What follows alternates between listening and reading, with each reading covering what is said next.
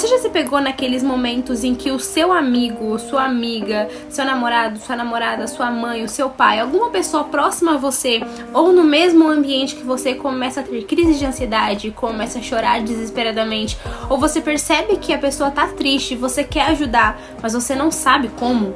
Se você já passou por isso ou algumas vezes ainda passa, ou você quer pelo menos se preparar para o caso de você passar isso um dia, vem comigo que o papo hoje é com você. Eu estava bem tranquila aqui na minha casa quando de repente me veio 2 flashes de 2 momentos que eu presenciei. E eu comecei a refletir por conta dessas memórias, o quanto nós estamos despreparados para acolher uma pessoa que nós amamos, uma pessoa próxima a nós, nesse estado de vulnerabilidade. Quando ela tá triste, quando ela tá em um momento de crise, de ansiedade, ou seja lá o que for, quando ela precisa de nós.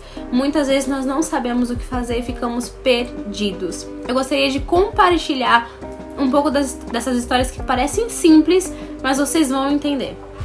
Eu falei pra vocês que eu presenciei 2 histórias e eu quero contar pra vocês de maneira bem breve, até pro vídeo não ficar tão extenso. Uma das histórias foi mais ou menos quando eu tava no primeiro ano do ensino médio e tinha uma colega de classe que ela sofria com ansiedade, né? E ela tinha crises diariamente, assim, era quase todos os dias ela tinha uma crise diferente.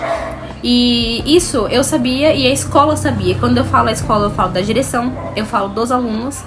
Porque como ela tinha crises, às vezes, dentro de sala de aula, dentro do banheiro feminino, no pátio, os alunos viam. Então ela acabou ficando com essa fama, digamos assim, das crises mesmo, de ansiedade. E algumas pessoas caçoavam disso.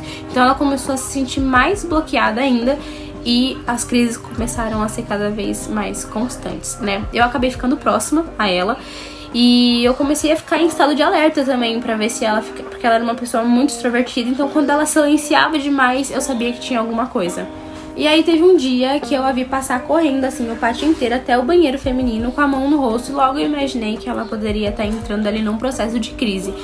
Só que quando eu entrei no banheiro pra saber dela, pra ver se ela tava bem, se ela tava ali à vista, outras amigas dela entraram lá e outras pessoas só querendo saber mesmo o que estava acontecendo. E aí quando ela tentou expor a situação e eu querendo ouvir pra tentar ajudar, pra tentar acolhê-la de alguma maneira, algumas amigas tentaram aconselhá-la, né? E trazer ali um conforto, trazendo suas próprias histórias de vida. Mas eu já passei por isso e olha como que eu tô hoje. Ou algumas pessoas simplesmente diziam que aquilo era frescura, fora as pessoas que estavam caçoando dentro do banheiro e rindo da situação. E eu tive que manter a minha calma pra poder tentar dar um suporte pra ela, mas realmente foi uma situação assim terrível.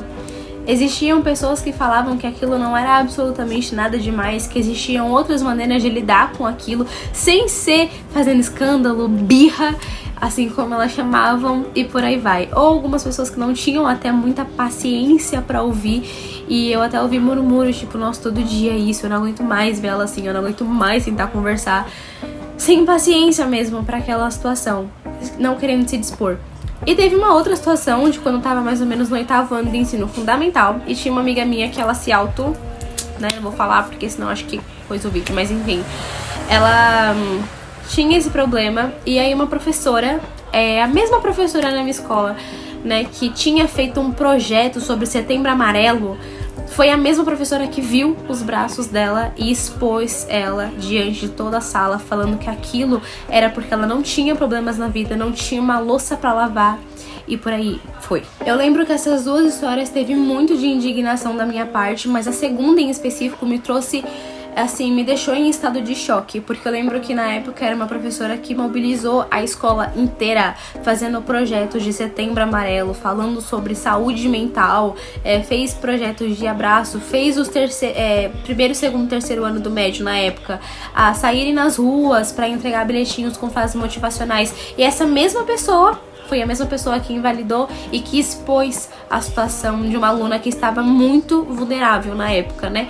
Então, você vê que nessas histórias tem invalidação, tem exposição, tem eu querer colocar a minha história na história do outro, como se a história era como se a situação fosse sobre mim e não sobre o outro. Então é mais ou menos nesse encaixe, esse despreparo que eu quero conversar com vocês para que essas situações não se repitam nem na minha história nem na história de vocês. É preciso ter muito cuidado na hora de auxiliar alguém que tá passando por uma situação difícil. Não é incomum que as pessoas, mesmo sem a intenção, acabem fazendo comentários na hora de ajudar alguém que não ajudam, que invalidam o sentimento da outra pessoa ou que até mesmo pioram o sentimento daquela pessoa. É extremamente importante lembrar que nós somos únicos, somos diferentes uns dos outros, e isso se aplica até na forma em que nós vivenciamos as coisas na nossa vida, sejam elas coisas boas, sejam elas coisas ruins. Aquilo que pra mim não dói pode doer pro outro. Aquilo que pra mim é simples, pro outro pode não ser. Aquilo que pra mim é fácil, pro outro pode parecer uma coisa, pode ser uma coisa extremamente desafiadora. Pensando nisso, eu trouxe 5 dicas pra vocês de como lidar com pessoas nesses momentos de vulnerabilidade. Então, espero que vocês preservem essas dicas dentro do coração de vocês para vocês estarem preparados para se caso isso aconteça. E se você já cometeu algum desses erros, respire fundo e se prepare para que você não cometa esses erros mais. A primeira dica é: analise em você mesmo antes de ajudar alguém quanto disponível emocionalmente você está para ouvir aquela pessoa, para não acontecer o que aconteceu com aquela minha colega, onde pessoas estavam tentando ajudar ela com uma impaciência enorme. A segunda dica é: evite invalidar o sentimento do outro. Então não diga coisas como do tipo, poderia ser pior, ou isso nem é tão grande assim. Nossa, sério que você tá triste com isso? Nossa, mas você não precisa levar com essa seriedade toda. Coisas assim. Terceira dica: ao invés de você dizer pra pessoa o que ela tem que fazer, experimente dizer algo do tipo: será que eu poderia dizer pra você como eu agiria nessa situação se fosse você? Se ela disser que sim, tranquilo, você vai lá e fala. Se ela disser que não, respeite o momento dela. A quarta dica: se você não souber o que falar ou o que fazer no momento do desespero, da sensação de querer ajudar e ficar um pouco perdido ou perdida, não se desespere, não tente, por conta da sua afobação de querer ajudar, falar palavras aleatórias, frases motivacionais ou qualquer coisa nada a ver que a pessoa não precisa escutar. Simplesmente respire fundo e pergunte pra ela: tem alguma coisa que eu possa fazer por você? E a quinta dica, mas não menos importante: lembre que a história não é sobre você. Então não cabe você colocar suas experiências, a não ser que ela peça, a não ser que cabe no momento. Por exemplo, posso te dizer o que eu faria nessa situação?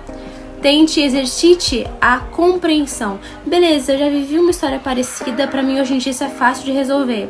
Mas eu lembro como que na época pra mim não era fácil. Então por que pra ela não tá sendo fácil? Exercite a compreensão, não torne a história sobre você. Ah, mas eu já passei por coisa parecida, deixa eu te contar como eu vivi. Não faça isso. Isso gera raiva, isso gera bloqueio, porque a pessoa tá bloqueando o sentimento dela pra prestar atenção em você. Isso causa desgaste emocional, só piora o que já tá ruim. Quero agradecer sua presença até aqui no vídeo, espero muito que você tenha gostado. Peço desculpa por alguns barulhos que pode ter surgido aí ao decorrer do vídeo, da rua, enfim. Mas agradeço a sua presença, espero que essas dicas tenham sido muito eficazes pra você.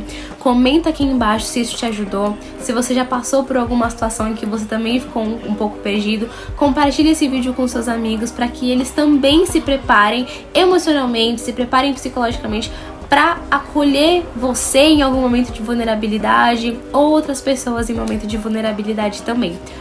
Um beijo, luz, muito obrigada pela sua presença e até o próximo vídeo.